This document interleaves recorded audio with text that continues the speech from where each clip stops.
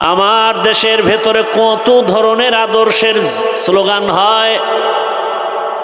আমরা মুজিব সৈনিক, বলে না বলে না। রহমতের নবী বলছেন, যেই বান্দা যে বান্দি দুনিয়ার যেই ব্যক্তির আদর্শ নিয়ে চলাফেরা করবে, ভালোবাসা রাখবে, কিয়ামতের দিন তাদের সাথে হাসর হবে। শেখ মুজিবুর রহমান সাহেবের আদর্শ লালন করে যারা চলবে তার সাথে হাসর হবে। জিয়াউর রহমান সাহেবের আদর্শ নিয়ে যারা চলবে তার সাথে হাসর হবে। এরশাদ সাহেবের আদর্শ নিয়ে যারা ভালোবাসার স্লোগানে চলবে, হাসরের দিন তাদের সাথে হাসর হবে। আর যেই আল্লাহর গোলাম, আল্লাহর দ্বীন ও ইসলাম, কোরআন হাদিস, ওলামা মাশায়েখের পরামর্শ আর ভালোবাসা নিয়ে চলবে, কোরআন হাদিসের ধারক বাহক ওলামায়ে কেরাম, আম্বিয়ায়ে কেরাম, রহমতের নবীর কাতারে হাসরের ময়দানে দাঁড়াবে। কোনো জোর নাই, কারো উপরে কোনো চাপ নাই। মন চাইলে দাড়ি রাখো, নিষেধ নাই। রাখ চাইলে দাড়ি কেটে ফেলো, বাধা নাই। মন চাইলে তুমি মাথায় ক্যাপ লাগাও, কোনো বাধা নাই। চাইলে তুমি টুপি লাগাও, নিষেধ নাই। মন চাইলে তোমার স্বাধীন মন্দিরে ঢুকো, কোনো বাধা নাই। মন যদি চায় তুমি মসজিদে ঢুকো, কোনো নিষেধ নাই। কারণে দুনিয়া পরীক্ষার হল, পরীক্ষার হলের মধ্যে বাধা দেওয়ার কোনো নিয়ম নাই। গোটা দুনিয়াটা পরীক্ষার হল। পরীক্ষার হলের ভেতরে যখন পরীক্ষার্থীরা প্রবেশ করে, প্রবেশপত্র নিয়ে যায়, প্রশ্নের উত্তর যারা ভালো লাগবে তাদের জন্য যেই সময়, প্রশ্নের উত্তর যারা বেঠিকভাবে লাগবে তাদের সময়ও সেই একই সময়। যে ভালো লেখে তাকে আলাদা কোনো সাপোর্ট দেয়া হয় না, যে প্রশ্নের উত্তর উল্টা পাল্টা লেখে তাকে কোনো বাধাও দেওয়া হয় না। বাধা দিলে পরীক্ষার হলের মান থাকে না। কিন্তু ফলাফলের বেলায় দেখবা কে পুরস্কার পেয়েছো, কে তিরস্কার হয়েছো। মুসলমানের জন্য গোটা দুনিয়াটা পরীক্ষার হল। আল্লাযী খালাকাল মাউতা ওয়াল হায়াতা লিয়াবলুয়াকুম আইয়ুকুম আহসানু আমালা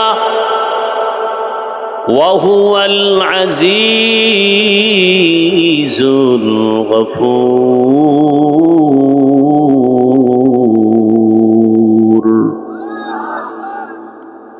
আল্লাহ পরীক্ষা করে দেখবেন কারা উত্তম আমল করে, ভালো আমল করে। আমলের পরীক্ষা। তুমি খারাপ আমল করো, বাধা দেওয়া হবে না। ভালো করো, নিষেধ করা হবে না। তবে দুনিয়ার আখেরাত একটু ব্যবধান। আমার রব যেহেতু বড় আদর করে মানুষ বানাইছেন, মায়াও বেশি করেন। আমার রবের কাছে মানুষ ছাড়া দামি আর মায়ার কোনো প্রাণী নাই। এ কারণে আল্লাহ দয়া করে মানুষের পেছনে আবার গাইড দিয়ে দিলেন, প্রাইভেট মাস্টার, কোচিং মাস্টার দিয়া দিলেন, আম্বিয়ায়ে কেরাম, সাহাবায়ে কেরাম। সর্বশেষ এখন যারা আছে এরা হলেন উলামায়ে কেরাম। ইন্নাল উলামা ওয়ারাসাতুল আম্বিয়া ওয়া ইন্নাল আম্বিয়া লাম ইউওয়ারিসু দিনারাও ওয়ালা দিরহামা। উলামায়ে কেরাম নবীদের ওয়ারিস। সমস্ত উলামায়ে কেরাম আম্বিয়ায়ে কেরামদের ওয়ারিস। এ কথা বললেই তো হয়ে যায়, কিন্তু আবার কয় টাকা পয়সার ওয়ারিস না। কিসের ওয়ারিস না? এ কথাও বলার দরকার কি? প্রয়োজন তো ছিল না, এটা না বললেও হতো। সব উলামায়ে কেরাম আম্বিয়ায়ে কেরামদের ওয়ারিস।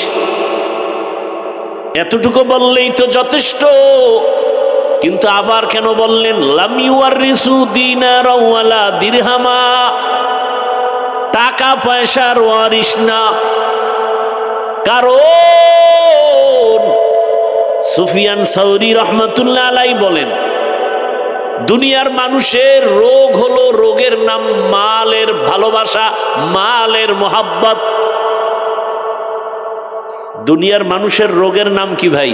হুব্বে মাল। কি ভাই? মালের মোহাব্বত। সেই আর ডাক্তার কারা? ডাক্তার হলো উলামায়ে কেরাম। ডাক্তার কারা? উম্মতের মধ্যে মালের আকর্ষণ, টাকা পাওয়ার লোভে ঈমান বিক্রি করে দেয়, ইজ্জত বিক্রি করে দেয়। এই রোগের চিকিৎসক একমাত্র আলেম। সুফিয়ান সাউরি রহমাতুল্লাহ আলাইহি বলেন, উম্মতের রোগ হলো মাল, চিকিৎসা করবে আলেম। কিন্তু যদি সেই আলেমের মালে ধরে ফেলে তখন উপায় কি? সেই আলেমকে যদি মালে ধরে ফেলে, আলেম যদি সেই মালের মোহাব্বতে পাগল পারা হয়ে যায়, তখন রুগীদের কি হালাত?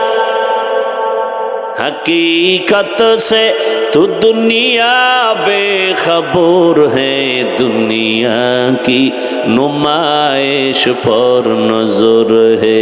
नमी गुयम के अज दुनिया जुदा बाश, बहर कारे के बाशी बा खुदा बाश। जिसते दुनिया अज खुदा गाफिल बुदन, नेकामाशो नकराहो फर जिंदोजान। भाईरा আমার,